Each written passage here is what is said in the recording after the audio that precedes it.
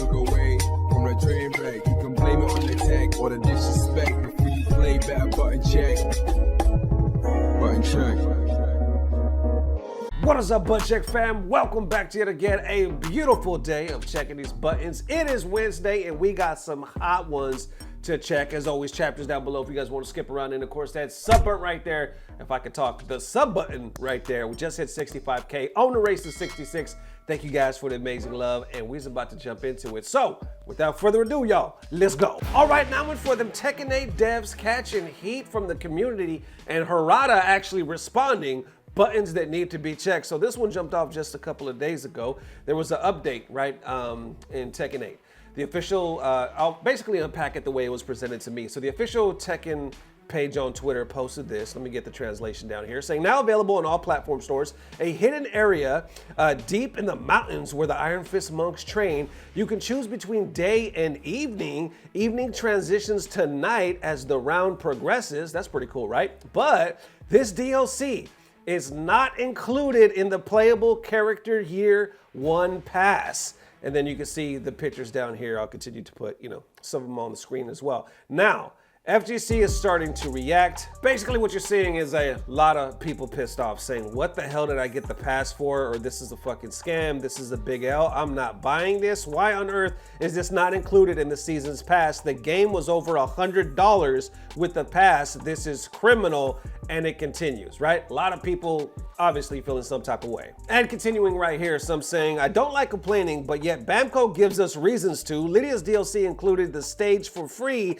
Heihachi's DLC does not include the stage, and you have to buy it separately, even if you have the deluxe edition. Bamco, where is the logic on this? Then I see another one saying, please stop making decisions I fundamentally disagree with. Having to own DLC for Replay Takeover was bad enough. The stage is too far. And how could Tekken make the stage paid DLC instead of putting it in the season pass? The brain dead fuckholes who paid $5 for the frame data displayed, the fuck did you think was gonna happen? They were gonna get less greedy, but buy this one too and keep complaining. Somebody by the name of Sean adds as well saying, pay for the deluxe version of Tekken, get Heihachi but not his stage. Scummy move from Bandai. Then I even see PhiDX. Y'all know PhiDX. If you don't, his link down below, definitely check him out. Great guy. I haven't got to meet him face to face. I talked to him a couple times. Real cool guy. So I definitely recommend his channel because a lot of in-depth information, especially with Tekken, right? He's talking about basically what's going on right now, saying, I believe in the Tekken team. He says, I actually believe in the Tekken team, but I'm scared of Bandai Namco. We're gonna check out a quick clip. This video is over like 40 minutes long. Link down below, definitely check out the whole thing. You're gonna wanna watch it. We're just gonna check out a quick clip. Let's go. So what's the drama? What's going on? Why are balance patches so infrequent? Why are we dealing with Dragunov? Why are we dealing with Nina for so long? Why is Yoshimitsu untouched, right? People have tons of complaints. I wanna talk about that. And then we'll actually go through the specifics of version 1.08 and what we can... what you need to get out of that. There's a lot of system changes, bug fixes, and then there's some important changes. I try to boil it down for you as quickly as possible. Okay, so this new stage is paid. Even if you have the season pass, even if you bought the $100 Ultimate Deluxe Edition, all those things, those are two separate editions, I just don't remember which. You have to pay for the stage, and it feels really weird. It feels really weird, even though, as Koenji says, the season pass is technically a character pass. I think people kind of overlooked to that because in the past, especially in Tekken 7, characters and stages were bundled together if you had the season pass. Yes, you could buy them separately, but when you buy a season pass, it's kind of understood by past behavior that it came together. And this was the case with Lydia as well. It was not the case that it came with the season pass. What they did is they released Lydia and the free update with the stage at the same time. Now, yes, technically they're not breaking anything they said. It just feels kind of quietly underhanded, kind of like how they didn't announce the Tekken Shop and the Battle Pass and things like that, and people released it after the fact. So other creators like Rip, again, trying to give benefit of the doubt, like maybe the stage isn't there because it isn't early access. That was actually my first thought when I came off the plane, and I asked Roman Jelly, like, is it because we're in the early access period for the Ultimate Edition, and then maybe when Heihachi drops, the stage will drop? But no, as you can remember, there was an official tweet from the Tekken project that says the DLC is not included, right? So this is intentional. And a lot of people are expressing, rightfully so, their distaste with this. You know, my take, if you don't use Twitter, this is what I'm saying, is that the team has expressed that they want Tekken 8 to be like a live service long-term game. They want it to have constant updates. They want it to be around for a while. They want to build a solid base where they can keep providing Tekken and a lot of excitement through this. And Tekken also, it feels like the higher ups in all of these game companies are they're putting their developers in horrible situations, whether they're laying them off, whether they're like not well staffed. It's so hard to know what's going on because it's behind closed doors. But I tend to lean on the side of the people actually making the games, the people on the ground in the code, because they obviously care about it, right? How I feel about this change is it damages the Tekken reputation. I just went off about how much I love this series. It feels so short-sighted. The player base is already small, the community is already angry, and word travels fast. It's easy for me to kind of be like, what is corporate asking for? Why are they demanding these insane business practices that are very clearly unpopular? And I'm going to leave the gameplay for just 2 seconds just to remind you, like, this is kind of the state of my Tekken world.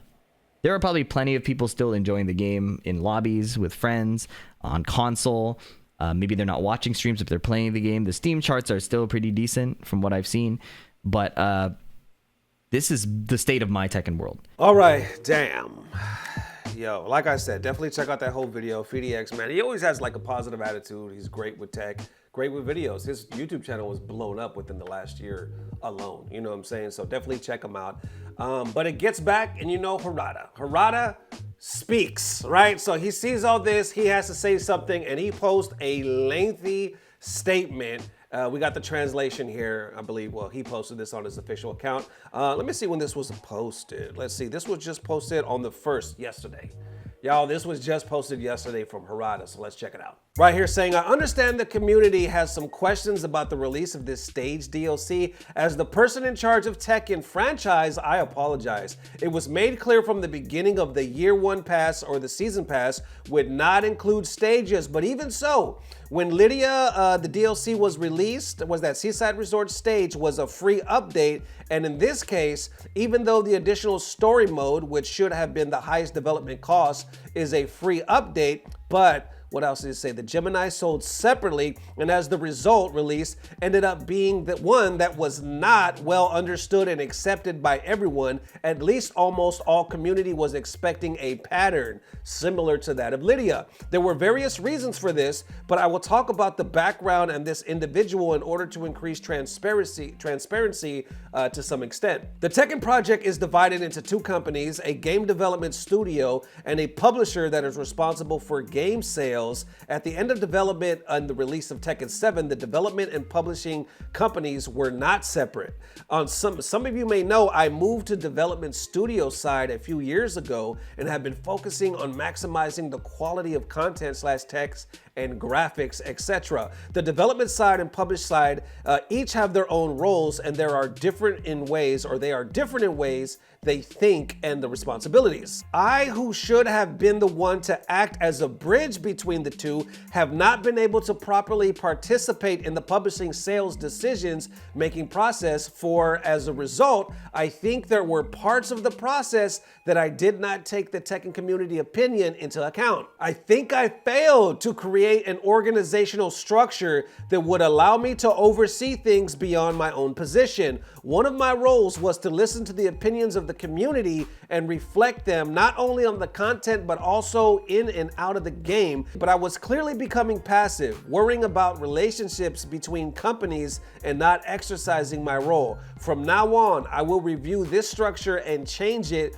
to one that values the community as I did in the past.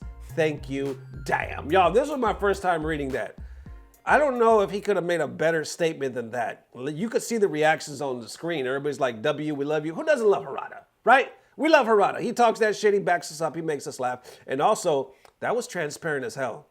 Like, talk about just owning up and being like, I could have did a better. Yeah, this is the way it was set up. Yeah, it was transparent. Yeah, things technically happened the way they said they were gonna happen, but I probably could have did a better job on my end. Real talk, we all know there's other individuals in the company that could have did a better job, yada, yada, yada. But instead of pointing fingers, Harada steps up and like, nah, I'm the OG here. I could have set up a better structure beyond my own role. I promise y'all, I'll fix this.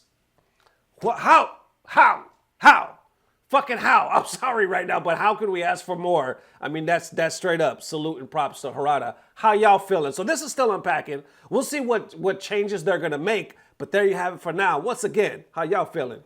Let me know. All right, next up for the unusual Core A gaming buttons that need to be checked. So if you're familiar with the button check, you're probably familiar with Core A gaming. They came out some years ago. They took off really fast. Everybody was like just blown away by the quality, right, of the information that they were providing. Well, with that being said, we've been waiting for the return. They made a statement the other day, said they were coming back.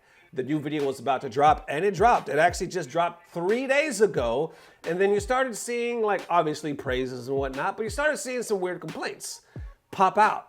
Apparently, they used AI images, and there's certain people in the community, I guess AI images really pisses them off to the point where they took it to Twitter, to the point where the creator of Core A, Gerald, actually responded. I have a personal opinion on all of this because I know Gerald. If you watch Button Check, I've had him on this channel like what, 2 times or something like that. I broke bread with him and his wife. Lovely people. So I'll give you my straight up honest opinion at the end of this, but let's check it out. So anyway, the new video just dropped. It's called Every Fighting Game Type Explained. It's over an hour long. We're gonna only check out a quick clip, check out the responses and what they had to say. Let's get it. And once again, check out the full video down below because you're definitely gonna wanna see it. We're gonna check out a quick clip, get to the reactions. Let's go. When Riot revealed the gameplay trailer for its upcoming fighting game 2XKO, a user on Reddit described the game as a Tekken-like, which caused the collective facepalming of fighting game fans. It was like someone saw these spring rolls and called them burritos. Burritos? Well, they're spring rolls. Tekken and 2XKO are obviously different to fighting game players, but it's not surprising how these games could seem similar to the layperson. Look at how many have a character select screen, a side view angle of both players facing each other, and life bars depleting towards the center until someone is KO'd. Win enough rounds and win the match. How can these games be all that different if so many share these fundamental so literally that's all we're gonna check out. Like I said, a really quick clip, but I'm gonna start putting some of the comments on the screen, right? So a lot of people, like I said, you see a lot of praises, but you see odd ones because, you know, when you watch a Core A gaming video, you're not really, at least me, you just see all praises, right? You feel like this is amazing, we're so glad you're back, you know, awesome quality. But for some reason on this one, I noticed certain ones were sticking out, right? So like I said, you see all these comments, you see people getting really pissed off, and I'm thinking, I'm really thinking like, honest opinion, why? Why are people so triggered by AI? He literally used AI to create certain images, not to like trick people. You know what I'm saying? Like I can understand if you use it in a way where you're manipulating something or the truth, or trying to, you know, fake somebody's identity or some shit like that. But just to create something he used in his own video, like, you know, when everybody was palming them face, that was obviously AI picture, people really got pissed off. So Gerald posted this, right, saying, so it seems some raised concerns regarding the uses of AI imagery, certain parts of every fighting game explained, the video due to ethical reasons or even just poor taste, there are all valid concerns. I love experimenting with new tech, and when it comes to creative projects, but this time it clearly backfired, and that's on me. So here's what I can do. No more AI generated imagery on Core A gaming going forward. I will disclose every instance of AI imagery used in the video in the thread below. An alternative version with AI will upload or be uploaded in the link in the description on the main video for anyone to share. Feel free to make suggestions for AI-free videos or ideas below. I will choose the best ones I'm able to do. Thanks for everyone for constructive feedback. Hope people can continue to find these videos enjoyable and useful. So he literally points them out. He takes the time to go through the video and say, yeah, this is where it happened. And this is the one obvious, right? If you look at it, obviously it's there's a lot of people missing fingers and shit, so you can tell it's a really bad one, right? Here's other ones. I mean, look, this is supposed to be a Tung Fu Rose, if I'm saying their name correctly, right? Granddaughter, she appears later. Yeah, I wouldn't have caught that shit. Obviously, we see this one, right? This is supposed to be Chuck Berry. Here's another one at an arcade, AI generated. Here's another AI generated. Is that an AI generated bag of money? Yeah, bribe money, camera 1,000 shillings, that was AI generated. Then this one right here, AI generated, Ken SWAT guy, oh, Ken as a SWAT guy. And then we got Fry, is that, and then that's it. A lot of people are saying respect. Some are saying there's nothing wrong with experimenting. Respect for deciding to correct this going forward. Yada yada, and it goes. Some people like still for some reason pissed off, and other people are telling them they need to chill the hell out, right? And others saying good, don't do it again. God, people always need to be told not to put their hand on the fucking burner. That's the one I was talking about, right? Because others are like, you sound like you need to go out. Or super weird reply, please breathe more of that fresh air, LOL. Yeah, I'm going to use AR art more after reading this. Here's the thing, y'all, and please let me know. Obviously, I don't know everything. I don't know how people's personal experiences with AI and whatnot, but I'm on the content creator side, so I have run into AI. Not necessarily used it. I've used it when creating like certain beats and songs. I think it's dope as hell because for the first time you can create copyright music, which is a big thing on YouTube. Why wouldn't you do that, right? As long as you're not like tricking anybody or fooling anybody. For me, y'all, I don't see the big fucking deal. Like even some people made comments saying, oh, how could you take jobs away from artists? Like an artist could have made that one. Do you all really think, does somebody, I should say, really think out there that let's say the one with everybody's hand like that, if he didn't use that one in AI, he could have just easily found another picture where everybody was just, like an artist would have came in, here you go, I charge $59.99 by the hour, by the way, and just painted a fucking sculpture, a Michelangelo piece, you know what I'm saying, where everybody, get the fuck out, you know what I'm saying? That's not happening. Nobody's getting paid from that fucking screenshot of that picture, you know what I'm saying? There's images all over the internet for him though. Obviously, if you have trouble finding a particular one that you have in your mind, like, oh, I just want it to look like this type of shit, you know what I'm saying? Then you use AI, you know? And like I said, I don't know why people have such a hard on for just like, you know, especially Gerald, y'all. He's one of the most nicest motherfuckers. Like, if you look at Core 8 Gaming's history, you don't see any blemishes. There's never like that one instant where like, oh, remember that one time he did this? Remember that one time he said, oh, I don't trust Core 8? No! Everybody fucking loves Core 8 Gaming. Fucking everybody. Gerald, if you're watching, don't let this shit go to your head. Anyway, what I'm trying to say is, everybody loves his fucking work. So for him to just do this and all of a sudden people to get so pissed. Whatever happened to the benefit of the doubt, y'all? Whatever happened to like, oh yeah, we got you. We believe in you. Hey, we know you. We know you. So we know you meant it in a good way. Even if you were pissed is what I'm saying. Because everybody else, I'm trying to tell you, was not pissed. It can give two shits. I'm confused. Don't get me twisted. Don't get it twisted. There's different levels of AI.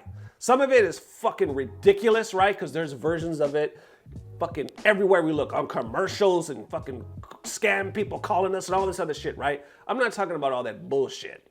I'm literally just talking about this picture that we seen in this video with the people's hand and the bag of money and the fry and all this other shit. Like, why do we care so hard, especially for a man that has done such great work for the FGC? So there it is. I just thought it was crazy as shit to me. And obviously some people out there could consider me a dick rider because you're like, no, you just know him, so you're sticking up for him. That's why you know him. And no, that's not it. That's not it. Check my pedigree. Check my history. Y'all know Nesto don't ride no dicks. Nuts. You can consider this nut riding. I'll take that. I'll take riding some nuts, but not dicks. That's what we draw the line of dicks. Anyway, how y'all feeling? Definitely is, ladies and gents. Definitely let me know how you were feeling. Thank you guys for the amazing love. We will see you soon. If not tomorrow, definitely the next day. And this Sunday, another Bogus Journeys with me and Dirty Low. Patreon will get this one very soon. We're actually filming today. Terry Bogard. Coming soon. Better. I've been practicing, y'all. I've been practicing just for you guys because I'm tired of looking like a scrub. Anyway, thank you guys for the amazing love. We'll see you soon. And as always, I don't know what it is, but I know it's about to get better. Love y'all, family. Peace. Blah, blah, blah. Subscribe. No, real talk. I know Gerald. I love Gerald. He's been on Bogus Journeys. He's been on an episode. We did like a sketch together. I've ate with the guy. Just all around class A guy, right? And once again, this is not dick riding. Ball riding, not even really that, you know what I'm saying? Or you can be saying, man, maybe you're just saying it because you're hoping to be featured on his channel. He's been featured on your channel like twice. Yet you've never been featured on his channel. Are you mad? No, I'm not mad. Why would I be mad? Just because you would think, iron sharpens iron, friend, scratch my back, I scratch yours. You would think that, but no, that's not it. That's not it. No, I'll feature him a third time. A third time I'll have him on the channel, and he could still not mention a word of button check on Core A Gaming. It's not, even though that would probably do a lot for me and change my life. But no, I don't care. I don't care. Don't give a shit. I don't care about clout. Don't care about clout. Shit, I'm the one giving the clout. You want clout? You come to Nesto, I'll put some clout in your ass. All of this is not making any sense now. It sounded good, the idea, you know what I'm saying? The idea, but you just forget this. Anyway, fuck it. Go watch Core A Gaming. Fuck it.